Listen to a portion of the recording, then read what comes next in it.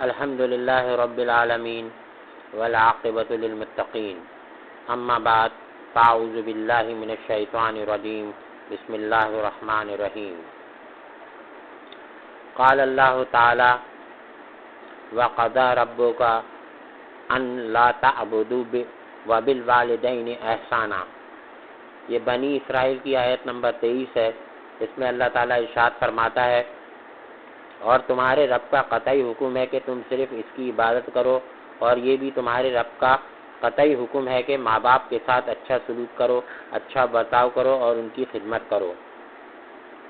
سورہ لقمان میں ماں باپ کا حق بیان کرتے ہوئے یہاں تک فرمایا کہ وَإِن جَاهَدَاكَ عَلَيْ أَن تُشْرِكَ بِمَا لَيْسَ لَكَ بِهِ عِلْمٌ فَلَا تُطِعْهُمَا وَصَاحِبْهُمَا فِي الدُّنْيَا مَعْرُوفًا۔ یہ سورہ لقمان کی آیت نمبر 15 ہے۔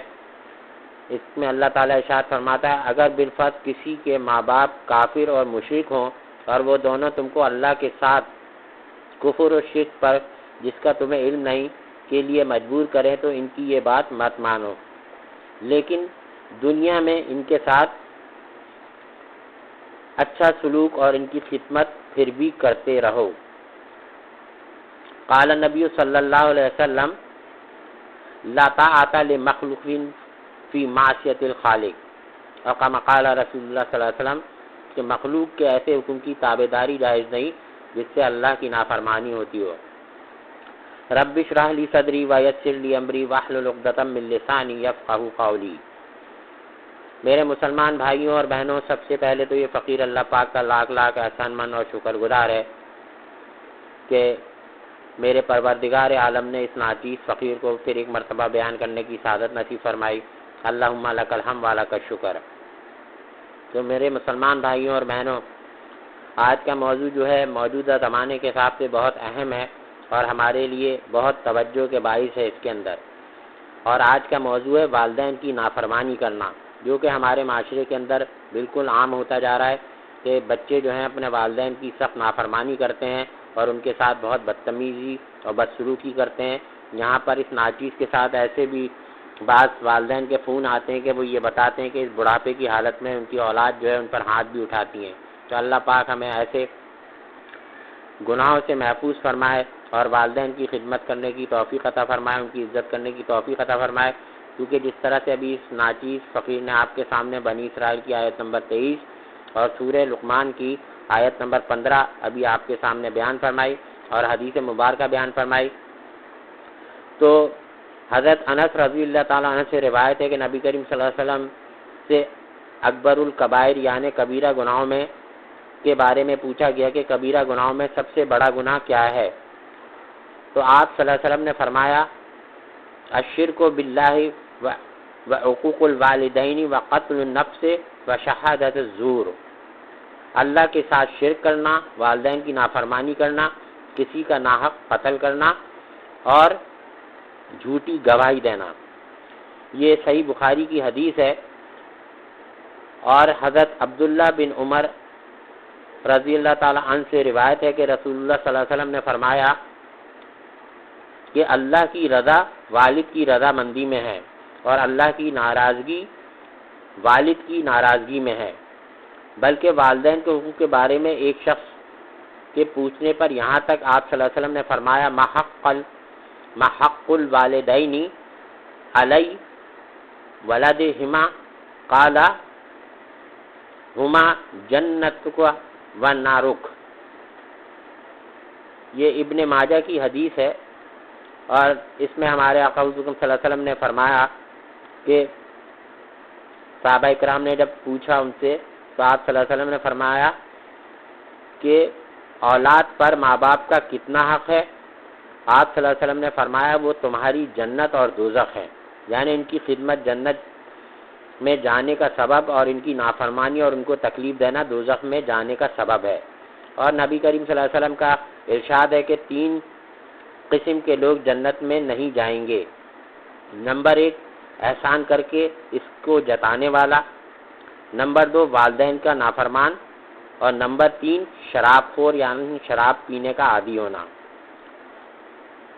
حضرت ابو ہریرہ رضی اللہ تعالیٰ عنہ سے روایت ہے کہ رسول اللہ صلی اللہ علیہ وسلم نے فرمایا کہ وہ آدمی ذلیل ہو، وہ آدمی خوار ہو، رسوا ہو۔ عرض کیا گیا کون یا رسول اللہ صلی اللہ علیہ وسلم؟ آج صلی اللہ علیہ وسلم نے فرمایا وہ بدبخت جو ماں باپ کو یا ان میں سے ایک کو بڑھاپے کی حالت میں پائے اور پھر ان کی خدمت کر کے جنت حاصل نہ کرے۔ جب ماں باپ اولاد کی خدمت کے محتاج ہو تو ایسے حالات میں اولاد کے لیے جہاد سے افضل ہے کہ وہ ان بوڑھے والدین کی خدمت کرے۔ حضرت عبداللہ بن عمر بن عاص رضی اللہ تعالیٰ عنہ سے روایت ہے کہ ایک شخص رسول اللہ صلی اللہ علیہ وسلم کی خدمت میں حاضر ہوا اور عرض کیا کہ میں جہاد میں جانا چاہتا ہوں۔ اس وقت یہ بات آپ صلی اللہ علیہ وسلم پر شاید منکشف ہوئی کہ ان کے والدین بوڑھے اور اس کی خدمت کے محتاج ہیں، اس لیے آپ صلی اللہ علیہ وسلم نے پوچھا کیا تمہارے ماں باپ زندہ ہیں؟ اس نے کہا ہاں۔ آپ صلی اللہ علیہ وسلم نے فرمایا پھر تو ان کی خدمت اور ان کو راحت پہنچانے میں جد و جہد کر، یہی تمہارا جہاد ہے۔ تو میرے مسلمان بھائیوں اور بہنوں، اس بات سے ماں باپ کی خدمت کی طرف اللہ تعالیٰ اور اللہ کے رسول حضور صلی اللہ علیہ وسلم نے کس قدر تنبیہ فرمائی ہے کہ والدین کی خدمت کسی بھی اولاد کے لیے کتنی لازم ہے۔ یعنی ماں باپ کی خدمت جو ہے وہ جنت میں جانے کا ذریعہ ہے اور والدین کی نافرمانی جو ہے وہ جہنم میں جانے کا ذریعہ ہے۔ تو اللہ پاک جو ہے ہمیں محفوظ فرمائے، اللہ تعالیٰ صحیح معنوں میں ہمیں اپنے والدین کی قدر کرنے کی توفیق عطا فرمائے اور ان کی خدمت کرنے کی توفیق عطا فرمائے۔ اللہ تعالیٰ نے قرآن پاک میں ارشاد فرمایا کہ سورہ لقمان کی آیت نمبر 14 کے اندر کہ وَوَصَّيْنَا الْإِنسَانَ بِوَالِدَيْهِ حَمَلَتْهُ أُمُّهُ وَهْنًا عَلَيْهِ وَحَمْلُهُ وَفِصَالُهُ فِي عَامَيْنِ۔ یہ سورہ لقمان کی آیت نمبر 14 ہے، اور ہم نے انسان کو والدین کے ساتھ نیک سلوک کرنے کا حکم دیا۔ اس کی ماں نے کمزوری پر کمزوری برداشت کر کے اس کو اپنے پیٹ میں رکھا اور اس کے دودھ چھڑانے کا زمانہ 2 سال کا ہے، اور ہم نے انسان کو والدین کے ساتھ نیک سلوک کرنے کا حکم دیا۔ یعنی سورہ احقاف کی آیت نمبر 15 میں بھی اللہ تعالیٰ نے ارشاد فرمایا کہ ہم نے